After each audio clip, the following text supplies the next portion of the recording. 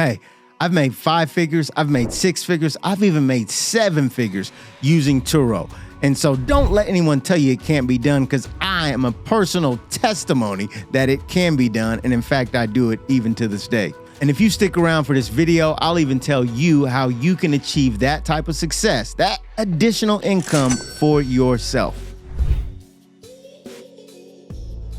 Hey, what's up, everybody? It's your boy, StephenMotivate, and I want to dive into how you make money on Turo. Let's get to number one. If you've got a luxury car, you really can't offer it to people for $30. So you really need to give them a car that's economy. I've always told people this now that I've started to get more maturity and understanding about the business. An economy car will stay rented out for you so often that it can generate up to $1,000 a month. So there's the math right there. $1,000 a month, 12 months, you've made over 5 figures in a year. Sorry, I know you want it to be more complicated than that, but that's basically what you need to do. But let me give you some more tips just in case you want to keep going. So number 2, after you pick the right vehicle, you also need to have a good listing. So your listing is essentially your sales pitch to people. So you can have an economy car, but if the pictures look ugly, if they don't look like the car is something nice that you'd want to drive, if the car looks dirty, no one's going to buy that. And so what I do, this is a tip, a trick, a hack. What I do is I go online and I look for cars that are similar to the car that I have. And I look for ones that are like in motion. So they look good. They have pizzazz. So when you're looking on the app, you can see that listing and it will look strong, good, appealing, and people can say to themselves, wow, I can see myself in that car. And when you do that, it's going to give your listing more traction. So your Turo listing needs a good vehicle, economy car, and 2, it needs a good listing that has great photos, photos that hit hard, photos that show the car in its best light.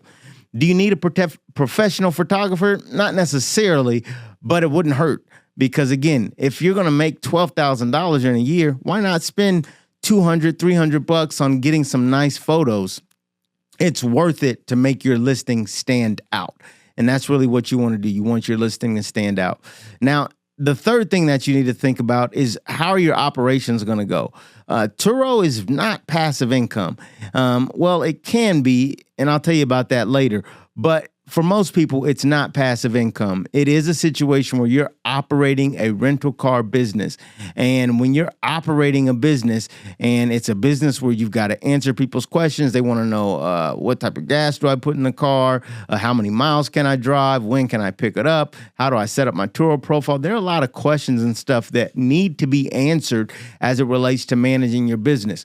So you need to carve out in your life some time that you're going to set aside to understand what are your responses. And here's a hack and another trick that we do. We have a lot of text messages that are just in our iPhone notes that we just copy and paste and send to people because we get the same questions over and over and over. And so in order to streamline our operations, we make sure we have almost 90% of the answers ready to go. 1, it allows us to respond fast. It gives the guests more trust, more comfortability to know that, okay, I trust this person and they know what they're talking about and they've done this a time or two. It makes them feel more comfortable when they're getting in your vehicle. So you got to think about your operations, when you're going to be open, when you're going to close, how fast you're going to respond to people. All these things matter. If you're going to be like white glove service and actually meet people and shake their hand, that's actually not a bad thing. When I first started out with Turo, I used to think, I don't want to meet anybody. I'll just be, in the background, let them pick it up on their own. And you can do that, but these people are taking your car. Like a car is a significant investment. You're giving it to them and you're trusting them that they're not going to tear it up and mess it up. So sometimes shaking a hand, looking somebody in the eye, really getting a feel for just the intangibles that you get when you meet someone is probably a good idea because, again, you're giving them a car. And so it's the little things like that that kind of make you stand out in terms of how your experience is. And once you have one good guess, well, at that point, you're on your way because you can make 5 figures, or more in a year. In my first 6 months, I made 6 figures because I really focused on these type of things. My next point that I'll give you is that you've got to be prepared for the worst case scenario. So what's the worst case scenario? Your car gets in a wreck. Someone damages your car. Someone smokes in your car. Someone does something that is really bad and annoying and hurts your feelings and makes you upset. If that happens, you've got to be prepared for how you're going to react. So number one, you need to know how you're going to get smoke out of your car. Turo used to be really good about letting you charge people if they smoked in your car. They're not that good anymore as it relates to that. So they do have a third party called Smart Tumbler, I believe, that kind of kills the smoke smell. You need to probably research that and look it up and make sure you have the tablets and learn how to use it so you can get that, that smell out of your car as quickly as possible. Go to some body shops, go meet some people, just shake some hands, pick up some cards, because you might get a scratch or a scrape or something on your car. And it's not the end of the world, but it's good if you know some people, have some contacts. And I've talked about this before. If you watch my Turo, 52 Turo tips, you'll see a ton of tips in there that can help you. And this is one of them. You need to have contacts with body shops, repair guys, because things will happen to your car, and it's best if you're prepared for it. Another thing we do is just knowing a tow truck guy. We used to pay for AAA for all of our cars until we met a tow truck guy that whenever there's an issue with our car, we can call him. He's going to be there, Johnny, on the spot. If you don't know anyone, AAA is a good source starting out. So in addition to having your operation set up, you also want to think about, okay, what if the worst case scenario happens? What does that look like? And that'll help you. So the fifth tip that everyone wants to know about is insurance for your car. So Turo is a platform that gives you a protection plan, meaning if someone crashes your car on the platform while they're driving it, then Turo's protection plan will kick in and they will pay for those damages, essentially. It gets a little more detailed than that, but essentially 9 times out of 10, Turo's protection plan is going to pay for the damages. Okay. There are horror stories. There are all types of things, but in general, for most people, if you got one car, Turo's going to pay for the damages. So that's your insurance when guests are driving your car. Turo pays for it. They scratch it, Turo pays for it. They wreck it, Turo pays for it. Turo pays for your car. Now, what happens when the trip is over and the car is left in a parking lot and someone comes and they scratch the car and there's no way to really have evidence that it was the guest's fault? There's no way to know if the car was really being used on Turo. Well, that's where you're going to need private insurance. And so there's 2 types of primary insurance that people are using that do Turo. The number one is ABI, American Business Insurance, and they have a specific policy called the Period X policy, and it gives you off-trip insurance. So basically, when your car is in a parking lot, not being driven, not on a Turo trip, that will give you protection and coverage for any sort of vandalism, anything, act of God that happens while your car is just sitting in a parking lot. So a lot of experienced Turo hosts use that, American Business Insurance, Period X. And then Turo, most recently, and there are a lot of resources Turo has in their own app, but they most recently have come out with a partnership with another insurance company. And I'm trying to look up the name very quickly, but I believe it is Tilt.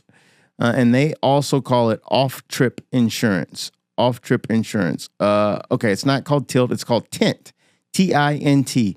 So when you're on the Turo platform, after you get set up, you can actually get a customized quote for you from that insurance company, Tint, Tint.